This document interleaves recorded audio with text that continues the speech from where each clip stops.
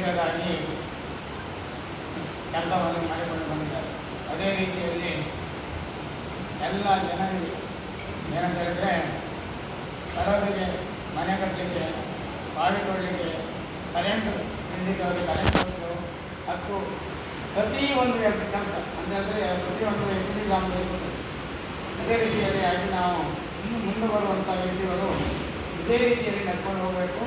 ಹಾಗೆ ನಮ್ಮ ಜನರು ಸಹಕಾರವನ್ನು ಮಾಡಬೇಕು. ಏನಂತ ಹೇಳಿದ್ರೆ ಬರುವ ಪೀಳಿಗೆಯವರು ಇದೇ ರೀತಿಯಲ್ಲಿ ಇರ್ತಾರಂತೇಳಿ ನಾವು ನಂಬಿಕೆ ಅದನ್ನು ಅವರು ಉಳಿದುಕೊಳ್ಳೋದು ಬಿಡುವುದು ಹೋಗಿದ್ದಾರೆ.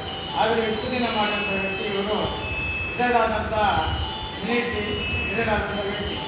ಹಾಗಂದರೆ ಅವರಿಗೆ ನಮ್ಮ ಸಂವಿಧಾನದ ವಿಷಯ ಎಲ್ಲ ಅವರಿಗೆ ತಿಳಿದಿರುತ್ತದೆ. ಹಾಗಾಗಿ ಅವರಿಗೆ ನಮ್ಮ ಸಂಘದ ದಲಿತ ಸಂಘದ ಸಮಿತಿಯಿಂದ ನಾವು ಅವರಿಗೆ ಸಣ್ಣ ಕಿರು ಕಾಣಿಕೆಯನ್ನು ಕೊಡ್ತಿದ್ದೇನೆ. ಜೈ ಹಿಂದ್.